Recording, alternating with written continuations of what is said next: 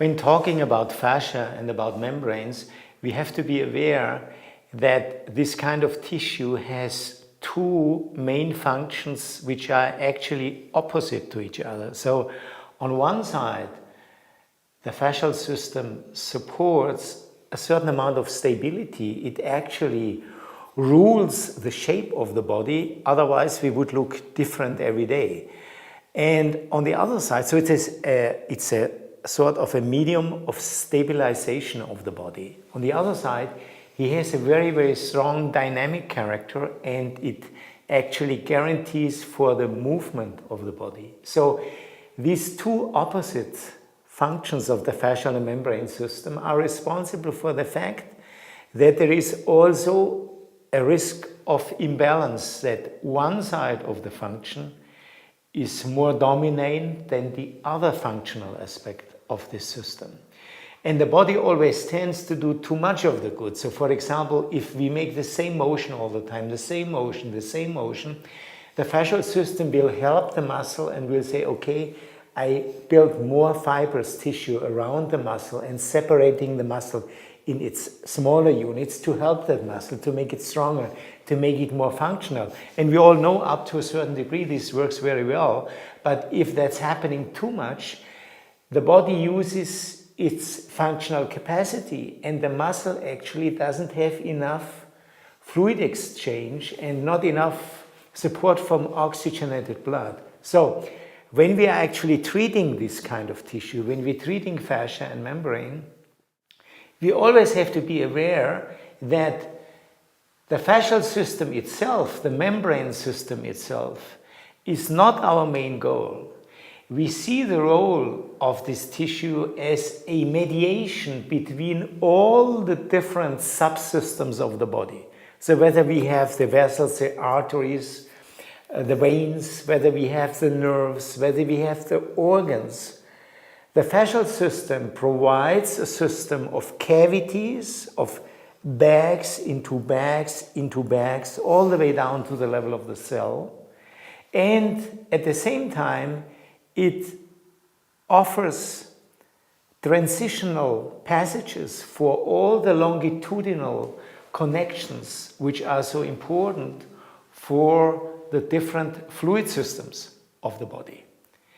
We all know that the fascia builds envelopes about everything. We have mentioned that before, around organs, around nerves, around vessels, around bones even, around the brain, around the spinal cord. That's all sort of fascia and membrane.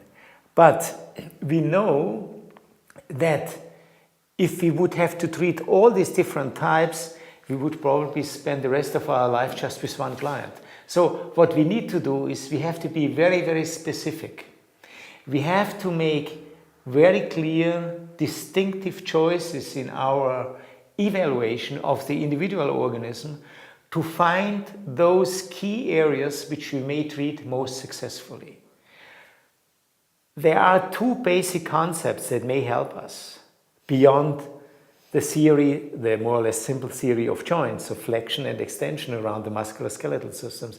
And those two aspects are, we are aware that the cavities of the body are a sort of a very complex hydrostatic system. There are pressure differences between those cavities, and those pressure differences play an important role for that what we call the column of organs that supports the curvatures of the spine and the curvatures of the back from the front.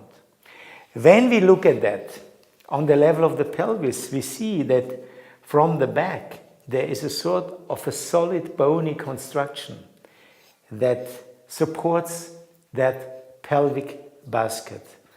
But from the front it's open.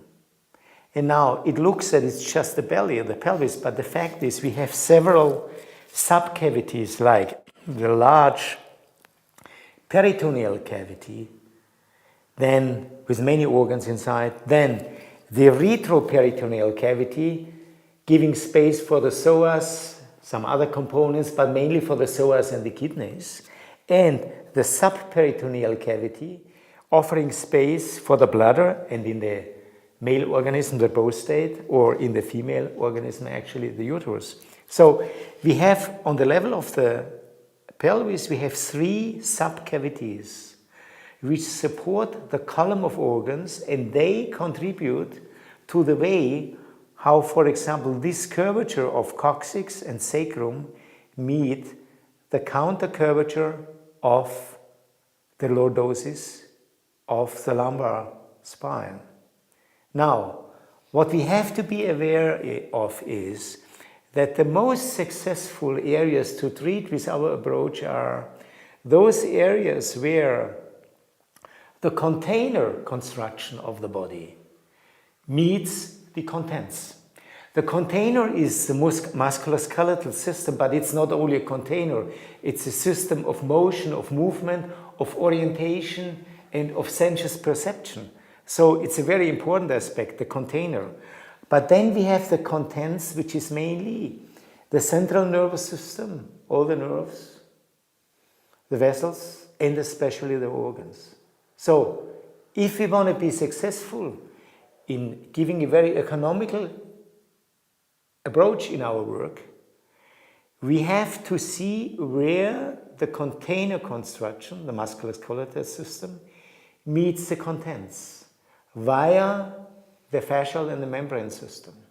And those are especially the areas of transition, for example, where one curvature meets the other curvature and the counter curvature. So all the way from the sacrum through the lumbars, through the thoracic spine, the neck and the head, seen from the side. But seen from the front, the interesting areas will be those areas where one cavity meets the next cavity. So where the subperitoneal, for example, meets the peritoneal, and where the peritoneal meets the thoracic area with the diaphragm as a separating muscle in between, and finally where the thoracic area meets the neck. So in a way, the neck does not start here. The neck starts and the throat starts way behind the sternum. And then finally, we have also to look at the transitional area between the neck and the cranium as one of the most important.